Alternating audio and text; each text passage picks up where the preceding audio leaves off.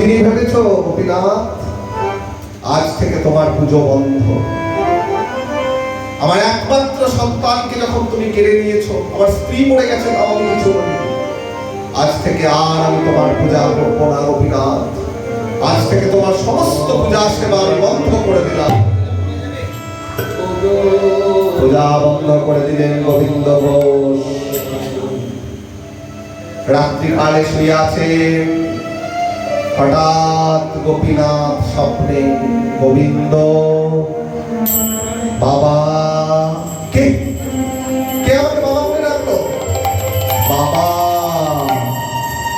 কে আমাকে বাবা বলছে? আমি গোপীনাথ। না, আমার একমাত্র ছেলে গোপীনাথ, সে তো মরে গেছে। কে তুমি?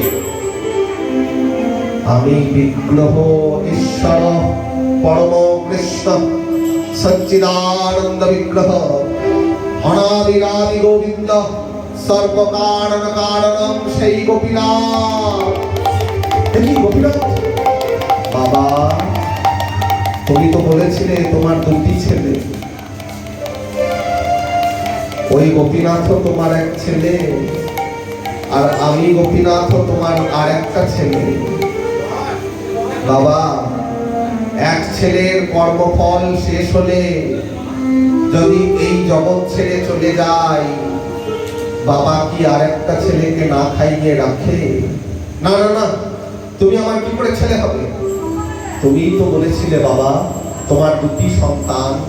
হ্যাঁ, সে আমি বলেছিলাম, কিন্তু আমার ছেলে চলে গেছে, আমি তোমার আর পুজো করবো না।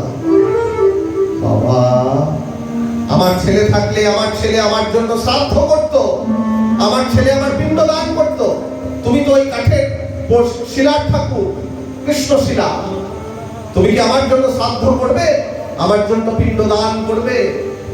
বাবা, আমি জগদীশ্বর হয়ে কথা দিলাম, যেদিন তোমার শেষ দিন আসবে সেই দিন আমি তোমার শ্রাদ্ধ করব। আমি নিজে হাতে তোমাকে পিতার জ্ঞানে শ্রাদ্ধ করব। তুমি আজ থেকে আমার পূজা করো বাবা।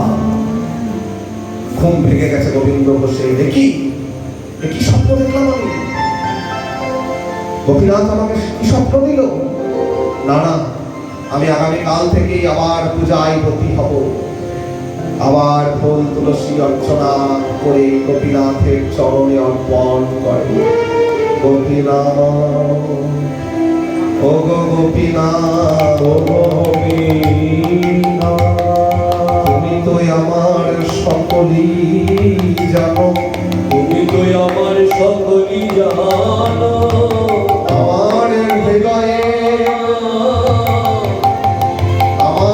হৃদয়ের এই অচলা ভক্তি আমি তোমার চরণে দিয়েছি। আমার অচলা ভক্তি তোমার চরণে দিয়েছি। গোপীনাথ, তুমি আমায় এত জ্বালা যন্ত্রণায় শেষ করেছ। তুমি আমায় কত জ্বালা যন্ত্রণায় শেষ করেছ।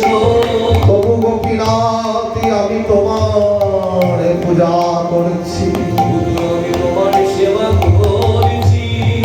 গোপীনাথ, আমি জানি আমার ছেলের কর্মফল শেষ হয়েছে। আমি জানি আমার ছেলের কর্মফল শেষ হয়েছে।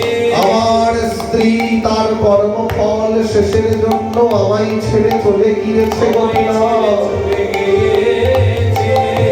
একমাত্র সম্বল আমার তুমি গোপীনাথ।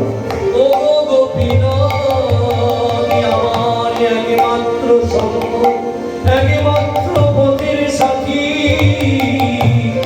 তুমি ছাড়া আমি তো সাধু গুরু বৈষ্ণবের মুখে শুনেছি গোপীনাথ, যে করে তোমার আস তুমি করো তার সর্বনাশ। তবু যদি করে তোমার আস, তুমি হও তার দাসের অনুদাস।